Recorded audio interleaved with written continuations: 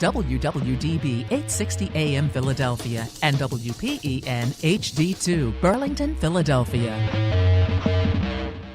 The following programming is sponsored by Mark J. Bernstein. The views expressed do not necessarily reflect the views of this station, its management, or Beasley Media Group. Entrepreneur, author, and financial consultant Mark Bernstein helps high-performing entrepreneurial business owners create a vision for the future and follow through on their goals and intentions. Ange Honorato is a business growth strategist who blends psychology and business together to create conscious leaders and business owners who impact the world. Founders Forum is a radio show podcast sharing the real stories behind entrepreneurship as founders discover more about themselves while providing valuable lessons and some fun and entertainment for you. Now, here's Mark and Ange. Good morning, America. How are you? This is Mark Bernstein. Ange Honorato is not with us in the studio today. We have just recovered from a big election season. I say recovered because it was very interesting, and I think had an impact on all of our nervous systems in some form or another. And one of the things that occurs to me about all of that is the issue of character, which comes up both sides of the political fence. It comes up every day in life, and it comes up often on the show in the form of our, talking to our guests. We talk a lot about character. So I wanted to give you a quick quote from Theodore Roosevelt, which is, "Character is, in the long run, the decisive factor in the life of individuals and of nations alike." And our guest this morning is Sean, who I will introduce fully in a minute. And but Sean, I wanted to ask your thoughts. I'll just say what I think about this first. I think character is all important, and one of the themes on the show recently has been that many employers that we have on here look at character before anything else in terms of their hiring of people. And some of them have even said the skills aren't that important. We can teach the skills, but we can't teach character, and that's what we're looking for. What are your thoughts about character in terms of your life and business, Sean? Sure. Yeah, so I thought about character oftentimes, even in the past. I'm a third-generation entrepreneur. And back in the day for my grandfather, I think character was huge. Back then you were doing handshake deals. That's how you got loans. That's how you closed deals. And that kind of dissolved over the years. But even present day, I think, a lot of my success so far has to do with character in the aspect of even today, I'm still able to do handshake deals, whether it be to get lines of credit from vendors and things like that.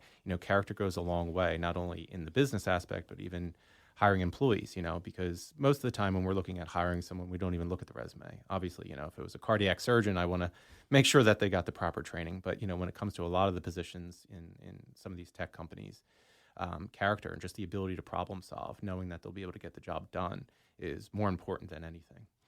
Well, you've already taught us something today. Handshake deals. You don't hear a lot about that these days. So that's great. And I agree with you. And in some aspects of my business and my life, I'm able to do that as well.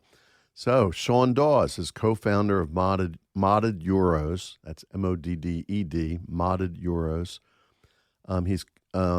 It's an automotive commerce retailer specializing in performance and replacement parts for Audi, BMW, and Volkswagen applications.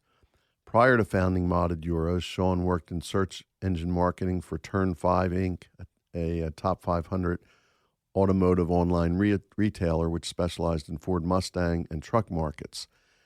But it wasn't a direct line, Sean, from getting out of school to Modded Euros or to let's say to Turn 5. There were some other things along the way, and you mentioned that you're a third-party entrepreneur. So maybe we even start with that. Your family and they were in an interesting business and how you got here today. Yeah, sure. So I mentioned earlier that I'm a third-generation entrepreneur. My grandfather actually ran for Philadelphia mayor back in the day. I forget what year, but he started out with a grocery store, ended up opening a beer distributor. So the grocery store. What was his name, by the way? Emery Dawes. Okay. Before my time, I think. Before your time. Okay. But he had a grocery store, and he eventually opened a beer distributor. And then the beer distributor, he ended up buying some bars. So at one point, the family had a couple of bars and a beer distributor in Philadelphia, mostly in Kensington and Port Richmond areas of the city. So obviously, he had some children. He had 3 boys, my dad being one of them, who's a twin. He inherited the business, ran the business, and then, continued the business, which I eventually actually sold myself. So if I kind of pause that conversation, in terms of myself, kind of my trajectory of how I got there was, I went to Holy Ghost Prep over in Bensalem outside of the city. Great school that I know A very a good little bit school. about. I always say Holy Ghost is the best education you get.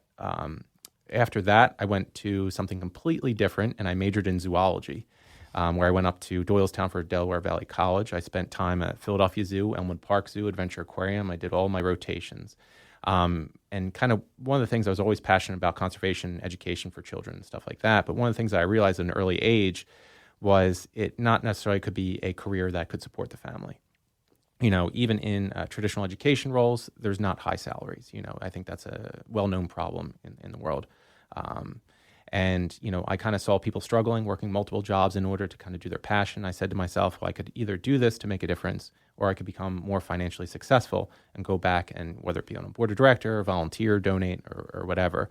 So I started looking around for other opportunities. At the time, my aunt managed one of the real estate offices down the city and said, why don't you get your real estate license at the same time while I was still in college? So I did that.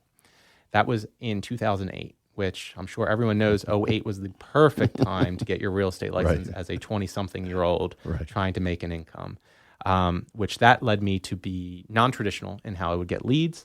And back in the day, which is something that's common now, is virtual staging. So back in 2008, I was outsourcing all over the world. I was doing three-dimensional renderings. I was doing before and after photos with virtual staging. You were outsourcing the virtual work? Correct. I would do all the photography myself. I would work with the blueprints, and I would do all that stuff, which was very non-traditional at the time. Right. And that's how, kind of connecting the conversation, that's how I ended up selling the beer distributor back then. I listed it myself. I ended up selling it myself. Working in real estate was rough in 2008. I wasn't a fan of the career because I felt it was kind of a bait and switch type of model. A lot of people would say your house is worth, 20% more than it was. And I would be honest with what the comps were, and just the business wasn't coming through that way. But what I really enjoyed was the marketing aspect. And that's kind of how these dots connect is I said to myself, I really, truly enjoy the marketing. I was working with real estate developers. I was actually the top listing agent at one point in our office. But the trouble of it was closing the deals, because the sellers were up here and the reality was down here, and it was 2008. And the timing was a lot of it. So that's when I started looking for other jobs, and specifically in the marketing aspect. And that's where I found Turn 5. Surprisingly, it was actually a former Holy Ghost graduate in my class who was working there as a graphic designer and said, why don't you apply for an entry-level marketing job here at Turn 5, which they're up in Malvern. Holy Ghost has a great alumni network as well. I know. So I ended up applying. Obviously, he was down as a recommendation, having gone to school with him. Ended up getting hired at the position. I worked my way up through a couple promotions there. Really enjoyed it. Turn 5 is an excellent company. They're constantly getting picked off, employees. There's kind of like a circle of big companies up in that area that try to pick off talent. QVC being up there, QVC and Turn 5 constantly compete for talent. And I was getting job offers, left and right. By the way, I just want to stop you for 1 second. Hold that thought. It seems to me, which I didn't pick up when we first talked, that you knew you were going to be an entrepreneur from day one. Oh, day one. Okay. Yeah. I'm 38 years old, and I've only worked for someone probably for a year and a half, 2 years. Gotcha. Since college. If you don't count retail, I worked. Okay. Let's go back to your story. But I just wanted to point that out. For sure. That it was in your blood, and you saw it immediately when you sold the beer distributorship, and you looked at it. You were a realtor. You were entrepreneur as realtor, and you were entrepreneur, I'm sure, as you went along until you got to Matadura's. Correct. Yeah. So, at that point I was at Turn 5. A lot of people were, as normal, they get promoted or they go to other positions. And I said to myself, I see an opportunity to start something. I was consulting on the side because, like you said, that entrepreneurial mindset, and I was making income on the side. And I was actually generating more income on the side than I was at my day job. And I said to myself, look, in my, at the time, 20s, and this is something I tell young entrepreneurs all the time is, I'm 38 now with 2 children, a wife and a home. You have more, let's call it, financial liabilities, right? You have obligations, you have to take care of kids, pay a mortgage and all these things. But when you're in 20s, if you're living at home, maybe, still right out of college, that's the time to risk it all. And I said to myself, I'm either going to do it now or it's going to be much more difficult. And that's when we decided to leave. And I started a marketing consulting firm. First, I took 2 of my coworkers from Turn 5 with me, and the 3 of us did marketing consulting. Now, you might say, well, why the heck did you go from the automotive back to marketing, back to automotive e-commerce? And one of the main reasons is when you're planning any business, you need to figure out, and this kind of goes back to even your skill set with financial planning, is you need to have a financial plan. How are you going to fund the business? Everyone thinks, oh, I'll just go out and raise cash. Right. That doesn't exist. So what we did was we used the marketing consulting as a way to bankroll the financing to build the e-commerce business. Back in the day, you knew where you were headed. Correct. There was a vehicle, so to speak, right. to get there. When you quit your job, unless you have a trust fund, you need to have an income, right? Sure, of course. So right. We did the marketing. We only picked up enough clients that could pay our 3 payrolls, modest payrolls. We weren't living large at the time. And we used additional cash flow to fund the business. Our initial plan was we took about maybe $50,000 to fund the business, build the e-commerce business. And that's what we did. And we finally picked a market. We were looking at all kinds of markets. So, how long did that take to build up the cash to do that? Not long. I mean, we were consulting for a business. The longer part was waiting until the business became cash flow positive, right? Because if you have a marketing company that's paying your salaries and you start an e-commerce store, right? Let's say day 1 you sell 1 product. Well, you made $20 profit. You can't all 3 quit your job and then live off of that. So we had to figure out that plan. When did we feel comfortable enough to then literally start firing our marketing clients? Right. And that's what we did. We wound down that business, and then we went strictly into the automotive e-commerce, working out of free office space, free garage space.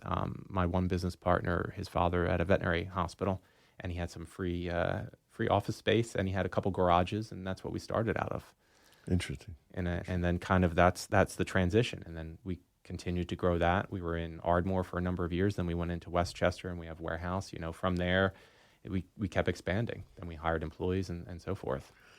So that sounds like a smooth road type of story. 100%. Textbook. Well, I'm gonna venture to guess that it wasn't. That there were some challenges along the way. What kind of challenges did you face, Sean? Moving on. Yeah, sure. I think everything, right? So I mean, we found in 2013. There's some big challenges that we've had. We've been. I probably can talk, but we've been sued by the federal government. We've had to deal with the EPA. We've had, not at our own fault, just learning lessons of things that are out there. We've had Volkswagen of America contact us. We've done private label manufacturing, where one of our first things that we manufactured was broken after we placed a decent size order, and we started testing it on our own vehicles, driving them daily, and then things breaking, having to throw pallets of inventory out because the R&D process was something that we had no experience in. There's been a ton, capital constraints. I mean, you had even recently COVID. I mean, COVID pretty much wrecked a lot of people. I mean, your revenue nosedived when everyone kind of panicked. Sure. But I think the underlying thing that I always say, everyone's story is different, and you could dissect each and everything of like, this is the exact situation that happened for us, and here's how we got through it, which is great. But the underlying thing I think is always you just can't stop. I think too many people look at the aspect of I got to give up. Like, I have this bill, like I'm getting sued. Which if you're not succeeding, I always say, in order to succeed, you're going to have things. You're going to get sued. Like, it's inevitable, right? It's part of success. But if you don't stop, that's the biggest hurdle that you have. Too many people just stop and give up. I almost chose another quote this morning. It's Sure. Interesting you said that, and it's actually unknown. I don't know where I got this or who said it, but success is never final and failure is never fatal. It's courage that counts.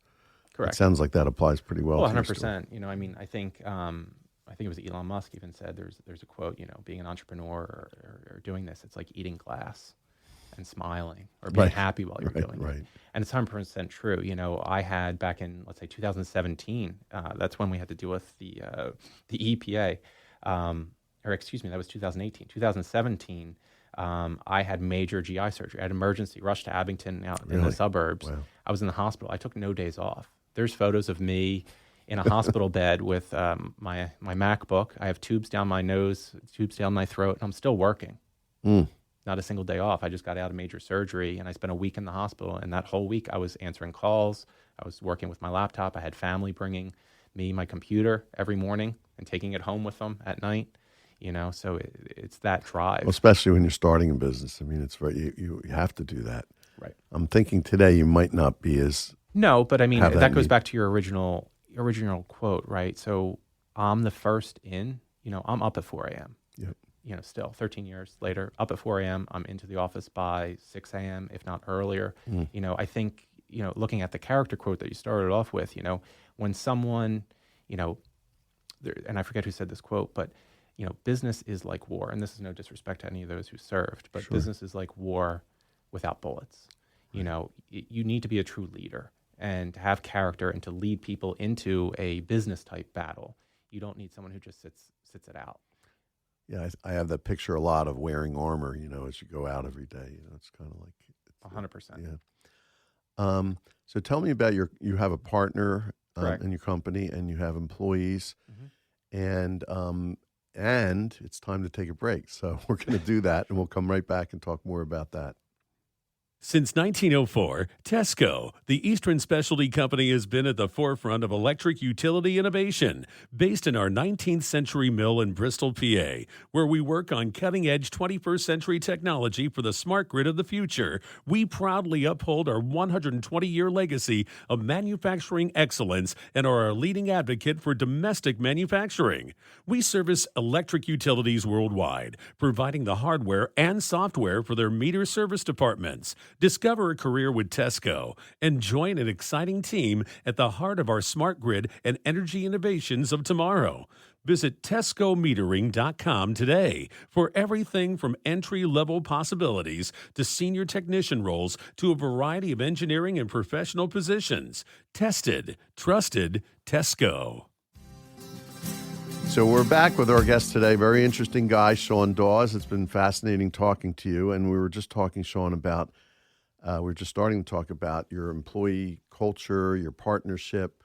How have all these people impacted the success of your business? Obviously, they have. And what do you think your strengths are that have had you, as a company, that have had you? I'm asking you two separate questions, but I think they're closely related. Had you weather the storms that you've been through so far? Sure. I think one of the biggest things is how close your team is, both in person and obviously in 2024, a lot of people working remote. I've outsourced since probably 2008 at this point. I used to outsource some of my homework back in college. Right. But, I think maintaining that culture, not only in the work environment, but also in the personal environment, strengthens the team's bond. And, I'll go back to what I just spoke about recently earlier, was the fact of, when we each have, and I'm only speaking for myself, but personal challenges, whether it be medical or other personal related things, being that support system, because that builds that close bond. And I think one of the things that you find in a lot of companies is usually, especially as companies grow, is honesty becomes a problem. And when I say honesty is a problem, is constructive criticism. You have internal politics that start to get into play where someone can't criticize a project or something that's wrong with the business, whether it's a feature of the website, a function, or some aspect of the business. A lot of people get very defensive. But when you have that close bond, that open communication, because you know the person, it becomes not only respected, but then they say, okay, as a team, how can we work together? It just makes a very tight a group network of individuals. And you can still have that outside, even with, we do have a couple people in the Philippines for customer service and stuff like that, supporting them. And I mentioned off air to you, there were some tragic events, with tropical storms and stuff like that, which made some of our employees out there have no power and no water. We took care of them. We put them in hotels, took care of their families, and said, don't worry about work. Their character was saying, how can I work? I'll find a co-working space. I'll find this. And we said, don't worry about it, But then when we had issues, whether it be medically or whatever, those individuals then became supportive of ourselves. And it's just, it's made an amazing team because of that. I was going to ask you, how do you cultivate that bond? But it sounds like through action. By character. Right. Character, action. Yeah. I mean, you can talk one thing, but your actions speak much louder. Right. I know that you think ahead. It sounds like you were thinking ahead since day one. I love that you outsourced your homework. You learned a lot in college. That's one of the things you learned. Well, a successful CEO surrounds themselves with smarter individuals. Right. Well, also look, I've mentioned to you Dan Sullivan, the strategic coach, before. One of the things he says is focus on your unique ability and delegate the rest, which is another way of saying outsourcing. Do what you do and find the best people to do what they do and surround yourself with them. So looking to the future, as I know you do, you're 10 years from now. If I were to ask you, this is November of 2024, if it was November of 2034 and we're talking, what would have to happen, Sean, for you to feel that that was a successful 10 years in your business and in your personal life and anything else you want to talk about? Sure. I think I'm going to mix it up with my response here. And, there's a famous quote. It's actually from the movie Interstellar, where it says, once you become a parent, so I have 2 children. Once you become a parent, you become the ghost of your children's future. And I think business is fantastic, but to me, business is a vehicle, right? So there's always that juggle of time and money, right? So, they're actually equal. Time is money and money is time. You save time by spending money. As you earn more money, you can spend it in order to save time, and vice versa. You might be going bargain shopping for your groceries or whatever because you're spending time in order to save money. And, I look back at that on anything I do, and I always say, does this make sense for the future, the 10-year future? Can I look back and say, I made the memories, I did the right decisions, not only in business that taught my children those lessons that go back to character. I always teach them about character, how to handle a situation. Even if, I have a 2-year-old and a 6-year-old, they come home from school, they're frustrated about playing kickball. I try to teach them that aspect because those aspects carry forward into whether they have a job, they have a business. To me, that's the 10-year plan. The business stuff is great, but at the end of the day, when you're on your deathbed, nobody says, I wish I had another Ferrari. Right. They all say, I don't care how much money you have, is I wish I had more time with the people that cared about me and that I cared about. So on the personal side, it's really to help grow your children, help develop your children, help them find their way in their lives. How about on the business side? Do you have a 10-year vision for your business as well? Correct. Obviously, I would like for the business to be acquired. Obviously, that's the goal of any entrepreneur. But, in terms of that, there's, the biggest thing that I've talked to other individuals who have sold their businesses is that question of what do I do when I grow up? So if you do that, oftentimes it becomes, what am I going to do next? That becomes the question. We've had opportunities in the past of being acquired, but then you say, well, what would I do? I know from talking to you, you're not going to retire and just Correct. twiddle your thumbs. I know that for sure. So Correct. So what are your thoughts about that? I think one of the things that COVID taught me was, and one of I don't want to say it's a failure, but one of the life lessons that I learned from that experience is I wish I started learning earlier. In college and, high school, I didn't really love education as much, but once I got out, I found the interest in reading tons of books, self-educating. I taught myself how to code from COVID. I mean, I knew minimal things, but that was one of the most beneficial things, was learning more about the business. And, for me, I think I would kind of expand upon that and spend more time learning, to be honest with you. Okay, so that's what you would do then. What has to happen? So we talked about your exit strategy, probably to sell. By the way, I've had people on recently that have said never going to sell. Right. They want their business to be their legacy, and they want it to go on because they're in businesses. Someone we had on last week actually said, private equity are the ones always buying, and I don't want to sell to private equity because I went through one of those before and they ruined the business, and I'm not going to allow that to happen again. So, but that's your exit strategy, and I think it makes sense, particularly for the type of business you have. What do you have to do over the next 10 years to have that happen? So obviously, top line revenue growth and increased profitability. I mean, at the end of the day, it's just, there's simple calculations for that, right? But I think the bigger hurdle is, what does my own personal 10-year look like? And to be honest with you, I haven't figured out that answer yet, because that's a very difficult thing. And I think keeping yourself open and always open-minded to what could potentially be next is key. But there's no textbook. And I think that's the biggest thing for any entrepreneur is even there's plenty of people who have e-commerce businesses, but there's no textbook, but there's no playbook that you do, A, B, and then there's C, and, sometimes you have to seize opportunity as it comes your way. Do you have number goals in mind that you think you need to hit before you have Not an exit? necessarily, no. Do you think the exit, do you think it's a 10-year plan is realistic, or do you think it's beyond 10 years? No, I think that's realistic. Gotcha. I think it's realistic. Gotcha. But I mean, and I know you said go looking at business versus personal, but it is 100% personal. Like if you had the opportunity to sell the business and then you had to move to California, right, not interested. Not doing it. I don't care. Yep, gotcha. You mentioned a lot reading, so Yes. I know you're a voracious reader. Do you have a favorite book or anything you're reading right now that you'd like to share? I think the past two that I read, what was it, last week? Or the past 2 weeks, I finished two more. Phil Knight's Shoe Dog, the story of Nike and how Nike started. I think that was a fascinating read. And then on the same vertical, I decided to read Do Something That Matters, which is the founder of Tom's Shoes. So you have a for-profit shoe business and then, a more philanthropic venture with Tom's, buy one, give one away to those in need. And I think the reason why I like to read a lot of these stories is, and I mentioned it earlier in our conversation, is there's always an underlying message when you read any of these books. And it's the fact of, Nike almost went bankrupt, I can't tell you how many times over the years for various reasons. But at the end of the day, there's always that consistent message of just don't stop. And that's what I've learned. Also, just do it. Right, just do it. And it's true, no matter what, if you just back yourself into the corner, and there's a famous quote, burn the bridges, or burn the boats, rather. The idea of, in order to take the island, you just burn the boats. There's no other option.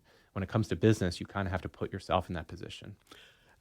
Interesting. I never thought of it till we're having this discussion, that just do it was maybe a message to itself, to Nike, pretty 100%. interesting. Sean, a couple other quick things. If you were speaking to your younger self, what advice would you have to give, which I assume would be consistent with what the kind of things you want to teach your children? Start sooner. Yeah. Start sooner and fail faster. I mean, I think, I waited until, my, let's say, mid-20s. I think it was 25, 26, something like that. I wish I started sooner. I might point out to our audience, you're not exactly an old man at this point. No. But it takes time. And I think, a 30s. lot of people overlook that. The overnight success or whatever things are a decade. And that's what goes back to your 10-year, conversation that we just had, is what you start today, it might take 10 years of just grinding. I might point out to you did kind of start sooner because everything you did led up to what you're doing today. We've danced around this a little bit, but legacy, like if you were to describe what you'd like your legacy to be, what does that look like? I think knowing that my children's character is judged very well by others, Yep. We have just a little bit of time left, and I know you have other books you'd like to talk about because you mentioned several of them to me before the show. I mean, I think there's like I said, I just read. I think this will be interesting to give you an idea of my background. Is I read the two books, Shoe Dog, and then Do Something That Matters, which is about kind of retail commerce and doing something for others. But prior to that, I read Sun Tzu, The Art of War, which is very famous book, a lot of military academies and stuff like that. So for me, it's always a well-balanced. I read business strategy, war strategy, and then also read, obviously, about more like an autobiography of businesses, because that tells the story of challenges that they've been through. You're a fascinating guy with a lot to share. Really appreciate you being here today, Sean. And I'd like to thank all of you for being here today on Founders Forum. And hope to have you listening next week. And everybody have a great day and keep on smiling.